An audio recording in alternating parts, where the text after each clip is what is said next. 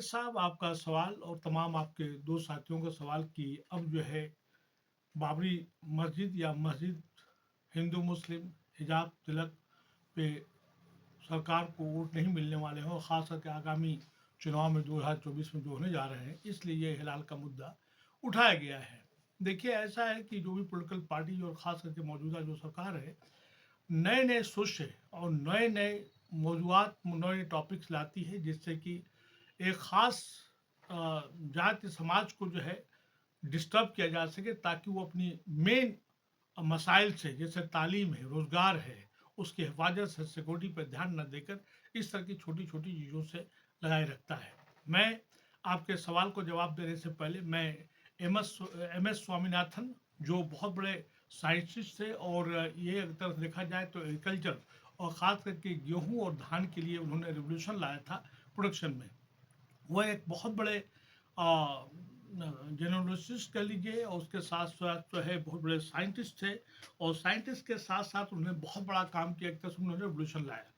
दूसरी जो बात बहुत बड़ी इंपॉर्टेंट बात है कि जब से ये मिनिस्ट्री ऑफ फूड प्रोसेसिंग जो है गवर्नमेंट ऑफ इंडिया की जो मिनिस्ट्री है, उसमें जो है अपिडा अपिडा जो है, ये आपको जानना पड़ेगा कि agriculture and process food products export development authority of India, जिसकी कॉन्स्टिट्यूशन जो है 1985 में की गई, उसके तहत ये जो है ढेर सारे एक्सपोर्ट्स प्रोडक्ट्स को जो एग्रो बेस्ड या एग्रीकल्चर बेस्ड है उनको देने का काम किया गया, जिससे हमारी एक्सपोर्ट्स काफ़ी उसमें बढ़ा।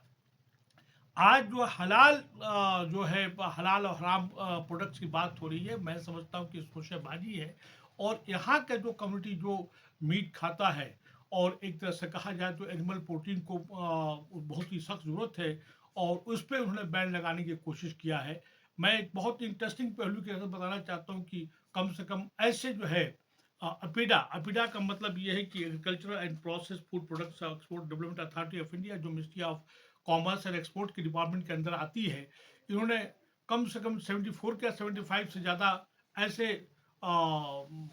कंपनीज हैं या ऐसे जो है एक्सपोर्टर्स हैं जिनको उन्होंने लाइसेंस दिया है।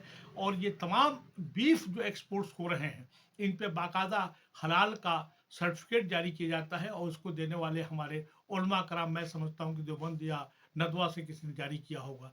इंडिया का सबसे बड़ा एक्सपोर्टर जो बीफ का एक्सपोर्टर है, जो गल्फ कंट्रीज में, एशिया सब कंट्रीज में जाता है, उसमें जो है अल कबीर है, जिसके कि मालिक जो है सरवाल साहब है।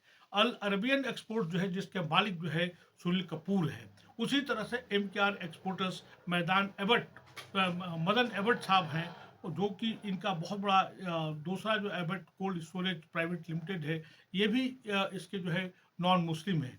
उसी तरह से अल्लूर एक्सपोर्टर जो है, ये भी एक बहुत बड़ा जो है एक हिंदू भाई का है, और उसी के साथ साथ में वो भी एक्सपोर्टर्स जो है, जो ये भी इसके भी मालिक जो है ओपी अरोड़ा हैं। उसी के साथ साथ में पुण्य प्रोडक्ट्स एक्सपोर्ट्स जिसके डायरेक्टर जो है एस शशि कुमार हैं। अश्विनी एग्रो एक्सपोर्ट्स तमिलनाडु में गांधीनगर में है। उसी तरह से महाराष्ट्र फूड प्रोसेसिंग एंड के मालिक जो है के राजेंद्रन हैं। और इस तरह से तमाम बड़े बड़े बीफ एक्सपोर्टर्स को देखा जाए तो ये जो है नॉन मुस्लिम्स है, बल्कि मुस्लिम्स का तो वहाँ पे एक्सपोर्ट्स पे बीफ एक्सपोर्ट कहीं नामो निशान ही नहीं है। जो हिंद एग्रो के जो मालिक थे सराज कुरैशी साहब, मैं नहीं समझता कि उनकी तो बहुत हालत ख़राब है। और उसी तरह से अन्ना ग्रुप है, वो भी उसकी भी बहुत हालत ख़राब कर दिया गया। और ये वो कंपनियां हैं जिन्होंने सरकार को बहुत बड़े पैमाने पर चंदा देती हैं, चाहे इलेक्शन के नाम पे है या जिसके नाम पे देती हैं। और आप देखा जाए तो ये जो एनिमल्स है, जो डाई एनिमल्स हो गए हैं, ये एनिमल्स को जो इसके जो प्रोडक्शन जो पालने वाले लोग हैं, इसमें तमाम SC ST दलित है, ओबीसी है।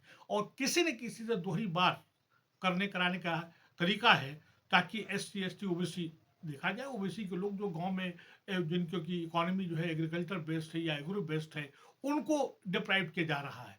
और जो खास के आज जो चल रहा है, बड़े बड़े कॉर्पोरेट ग्रुप्स जिसमें अदानी अंबानी है, और आपने 10 लोगों का मैंने नाम लेके बताया, मैंने इन लोगों का नाम आता है, इन्होंने उनको साथ दिया है। 1978 में एक टेलो कांड हुआ, टेलो कांड में जिसमें जैन बंधुओं को एक्सपोज किया गया कि ये जो है जो आयल आ रहा है उसमें जो है काऊ का ये एक तरह से देखा जाए चर्बी है, तो उसने कह दिया कि ये हमारा व्यापार है, इससे हमारा धर्म से लेना देना कुछ नहीं है।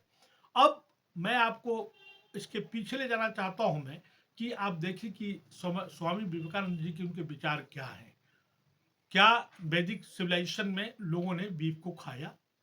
चालुक्य और चोला डायनेस्टी में लोग बाकायदा जश्न मनाते थे। आप उठा के देखिए कि हिस्ट्री क्या कहता है। यहाँ तक कि लोगों ने एक नहीं कई किताबें लिखी हैं। उस किताबों में जैसे कि गाय का कातिल कौन, इस किताब को पढ़िए, कई लोगों ने इस मुद्दे पे लिखा है। और मैं तो प्रोफेसर डी.एन. झा की किताब जिस पे काऊ के जो है बारे में लिखा है, मैं समझता हूँ कि इनको सबको पढ़ना चाहिए। और इस तरह के नए नए सोर्स है जिससे कि एक विशेष वर्ग का समाज जो है परेशान रहे, विचलित रहे, अपने आप को अनसेफ महसूस करे, और अपने मेन जो रोजी रोटी जो है अपनी तहफ़्फ़ुज़ जो है अपनी तालीम की, रोज़गार की, अपने जो और भी जो मसले मसाइल हैं उस पर ध्यान न दे सके, करने कराने की बात है। ये सरकार जो है अगर देखा जाए तो तमाम ऐसे इम्पोर्टेंट मुद्दे पर बात नहीं करती है। एक तरह से देखा जाए तो जितने भी सोशलिस्ट लीडर्स हैं या कम्युनिस्ट लीडर्स हैं, वो देखा जाए तो खुल के कहते हैं कि ये जो है गाय का कातिल जो है या जो है हमारी गौ माता की कातिल जो एक तरह से सरकार है। उन्हें तो इन तमाम एक्सपोर्टिंग कंपनीज को क्यों नहीं बैन कर देती है, सर्टिफिकेट को क्यों दिया जाता है। बेसिकली मुद्दा है कि किस तरह से जो है समाज में इंतशार पैदा किया जाए और वोट को कैसे गवर्नर किया जाए। अब ये सब सोच से नहीं चलना चाहिए।